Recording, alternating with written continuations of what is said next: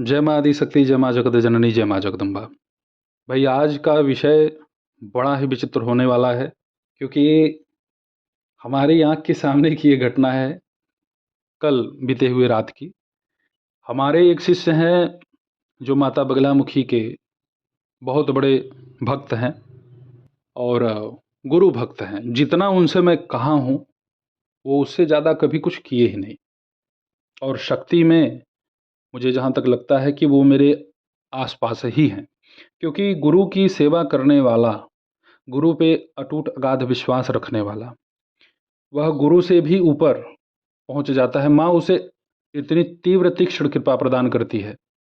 जैसे हमने अपने गुरु जी की सेवा की है, ठीक वैसे ही वो हमारी सेवा में लगे रहते हैं। हालांकि उन्हें मैं बहुत अत्यधिक कोई अ, आदेश नहीं देता। कभी कभी कोई आवश्यकता पड़ती है तो भाई कहना पड़ता है। हालांकि मैं अपने किसी भी शिष्यों से अमर्यादित तरीके से बात नहीं करता। तो कल की घटना ये हुई कि भाई एक दुबले पतले से व्यक्ति आए। पेट में उनके दर्द था। वो बोले कि मेरे पेट में दर्द रहता है। हम लोग बैठ करके अपना अनुष्ठान का एक चर्चा कर रहे थे कि भाई अब यहाँ करा लिए तो अब अगले स्थान पे चलना है, वहाँ का कैसे होगा, ये सब प्लानिंग हम लोगों की बन रही थी। तो वो एक दुबला पतला सा व्यक्ति आया, जिनके घर हम लोग गए थे। वो उनका फूफा लगता है। मैं किसी के यहाँ अनुष्ठान इत्यादि में जाता हूँ तो उनके यहाँ का पानी, अन्न कुछ भी स्वीकार नहीं करता। और हालांकि मैं इससे बहुत वर्षों से बच रहा हूँ कि मैं किसी दूसरे के यहाँ कुछ खाता पीता नहीं हूँ। और ये हर एक श्रेष्ठ उपासक को अवश्य करना चाहिए कि यदि आप कहीं जाते हैं, खाते हैं, तो उनके अन्न जल में जो दोष व्याप्त है उस नकारात्मक ऊर्जा का, उससे आप प्रभावित अवश्य होंगे। इन सब चीज़ों से साधक को बचना चाहिए। तो हम लोगों को डाउट था कि ये आदमी कुछ बाधा से ग्रसित है। बाधा अभी बताऊंगा नाम आपको। भैया ऐसे ही 5 मिनट व्यतीत हुआ तो उन्होंने कहा कि गुरुजी मेरे पेट में दर्द रहता है। तो उनके पेट पर हमने ऐसे दाहिने हाथ से अपने माता पिताम्बरा का ध्यान करके इसे हल्का सा बस टच किया। अब भाई वो अपना शुरू हो गए उतने में ही सब चिल्लाना रोना, पूरा शरीर पटकना जमीन पे कूद कूद करके। तो हम लोगों से लड़ने के लिए वो आ गए। मतलब जो भी उसके ऊपर शक्ति थी, वो सीधे हम लोगों पे अटैक कर दी मारने के लिए। तो माता पिताम्बरा की कृपा से कमज़ोर तो है नहीं, तो हमने उनको जो है पकड़ करके वहीं पे पटक करके दाब दिया नीचे। तो अपना वो चिल्ला रहा था कि तुम मेरा कुछ नहीं कर पाओगे। हम कह रहे भाई तुम लड़ कहाँ रहे हो, पहले परिचय तो दो। कह रहे तुम परिचय मांग रहे हो अपने पैर से दाब करके मुझे, तुम्हें अभी मालूम नहीं है। अभी मैं स्वतंत्र हो जाऊंगा तुम्हारे इस पैर के नीचे से, तो तुम्हें मैं ऐसे दाब दूंगा। हम छोड़ दिए, हम कह लो भाई दाब के दिखाओ। तो कुछ किया नहीं, ऐसे ही बकबक किए जा रहा था। तो पता नहीं क्या हुआ भाई, ये जो मेरे शिष्य हैं, मैंने इसके अंदर ऐसी कभी ऊर्जा देखी नहीं थी। अब इसे ऐसा हुआ कि मेरे गुरु का अपमान कर रहा है या जो भी हो सकता है। इसकी आंखों में जैसे मैंने देखा कि एकदम पीलापन सा हो जाए, वैसा इसकी आंखों में मैंने देखा। तो मुझे लगा कि ये क्यों ऐसा इसके आंखों में प्रभाव आ रहा है भाई। तो मुझे इसको देखने पे ऐसे लगा कि इसके चेहरे पे किसी देवी का प्रभाव स्पष्ट दिख रहा था, जो मेरा शिष्य है। अब भैया वो उठा और उसे कम से कम 20-30 थप्पड़ मारा। और मैं स्तब्ध रह गया। हम कह रहे ये आदमी इतना सीधा, कभी ना किसी को जो है आज तक रेत उकार करने वाला, इसे क्या हो गया। ऐसा तो नहीं कि मेरे शिष्य के ऊपर कोई बुरी शक्ति का प्रभाव हुआ। देखें तो समझ लीजिए कि मेरा भी सीना गर्व से चौड़ा हो गया। समझ लीजिए मैंने पहली बार इस घटना को देखा कि माता पीताम्बरा उसे पीट रही थी। मैं आपको बता रहा हूँ, मेरी आंखों में आंसू भर आ रहे हैं, क्योंकि मेरे आंख के सामने की ये घटना है। और ऐसा मारा उसको, उसने 3 शक्ति का नाम लिया और वो शक्ति उसके साथ आई नहीं थी। वो उस शक्ति को पूजा था जिसने उसके ऊपर ऐसा प्रभाव बनाया। 3 वर्ष पहले उन व्यक्ति को उन्हीं के रिश्तेदार ने भोजन में एक व्यवस्था करके एक अघोरी बाबा से उन्हें वह खाद्य सामग्री में मिला करके बाधा दे दिया गया। अब भाई वो खाना है तो खाना है, वो खाना समझ के खा लिए। लेकिन खाने के बाद उनको हल्का हल्का बुखार रहने लगा, परेशान होने लगे। कभी कभी रोना चिल्लाना, डरावने सपने, तो ये सब आम बात थी उनके लिए।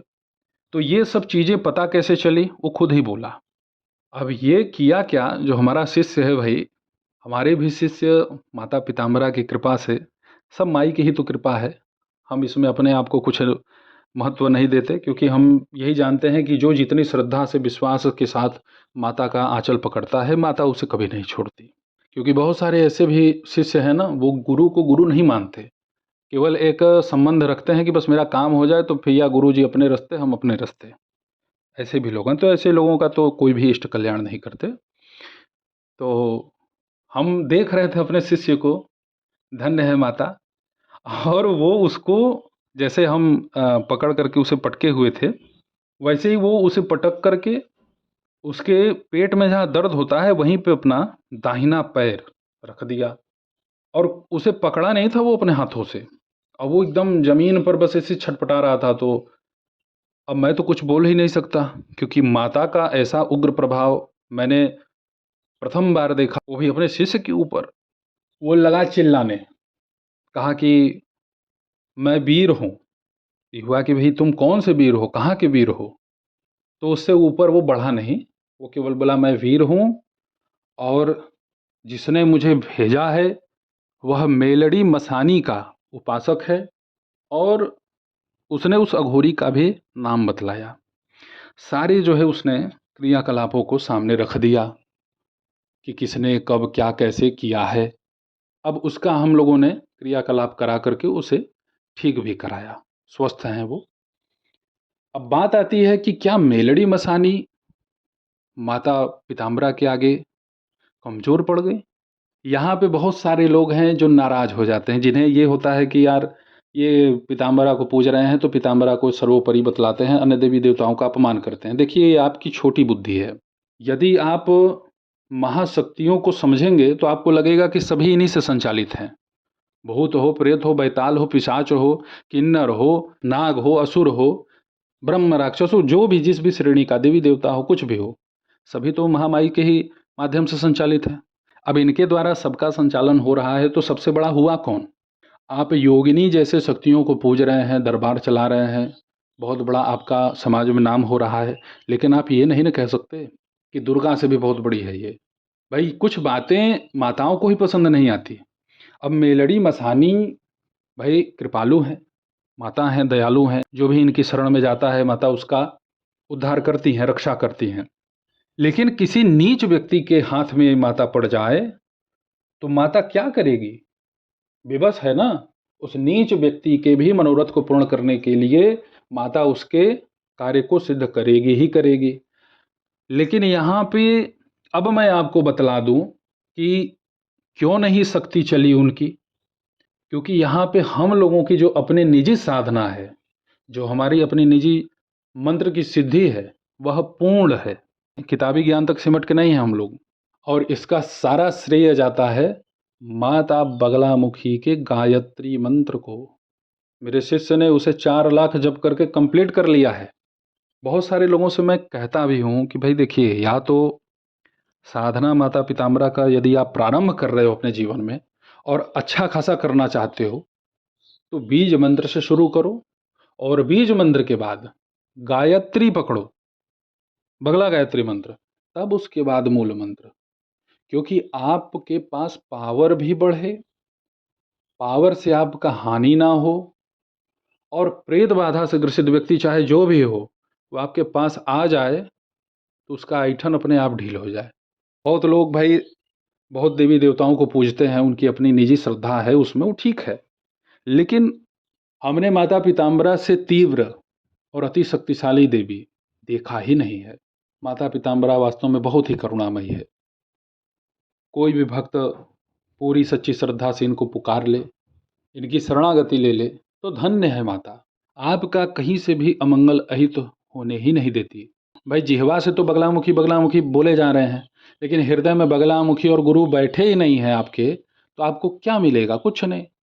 जब तक मन एकाग्र नहीं होगा, मन में अटूट अगाध विश्वास नहीं होगा गुरु और अपने माँ के प्रति, तो आपका कौन सा मनोरथ पूर्ण करेंगी माता? कुछ नहीं होगा। जपते चले जाएंगे। अरे कितने लोग हैं जपते चले गए, खूब लाखों लाख मंत्र जप लिए और मर भी गए और प्रेत योनि प्राप्त कर लिए। अब यहाँ पे एक जानकारी मैं और आप लोगों को दे देता हूँ। आजकल बहुत सारे बगला माता के उपासक हैं जो थोड़े से पैसे के लोभ में आकर के किसी अच्छे परिवार को लगते हैं कष्ट पहुंचवाने। भैया ऐसा मत करना।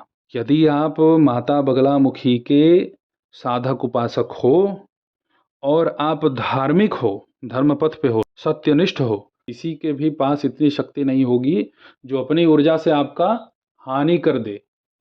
इतना सामर्थ्य माता देगी। लेकिन आप थोड़े से पैसे के लिए किसी अच्छे भले परिवार को परेशान करोगे तंत्र मंत्र से अपने, तो एक न एक दिन आपका विनाश होगा और वो भी बड़ा व्यापक रूप से होगा। ठीक किए नहीं होगा, मर ही जाओगे। बगलामुखी माता का यदि कोई उपासक आपको परेशान कर रहा है और आप अपने जगह सही हैं, तो माता बगलामुखी को क्या करना है, आप आम की लकड़ी पे आग जलाइए। उस उपासक का नाम जानते हो या नहीं जानते हो, एक कोरा कागज लो, लाल पेन लो, उस पर लिख दो अपनी समस्या। आग जलते रहना चाहिए।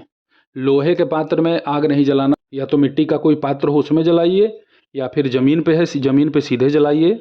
उत्तर दिशा की तरफ मुख करके साफ सुथरा स्नान इत्यादि करके आप स्वच्छ हो जाएं।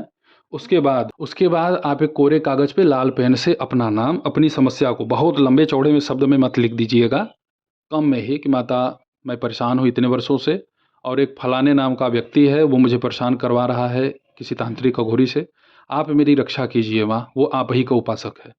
ये लिख करके उस कागज को मोड़ लो और लाल धागे से लपेट करके उसी अग्नि में डाल दीजिए। इसे आप 5 बार करो, हालांकि एक ही बार में माता सुन लेती है। ये अर्जी लगाया जाता है अग्निदेव के माध्यम से, सीधा ये अर्जी पहुंचेगा माता पीताम्बरा के पास। ये गजब का टेलीपैथी प्रक्रिया है, गुप्त प्रयोग है ये सब, कोई उजागर नहीं करता है जल्दी, लेकिन जानना चाहिए।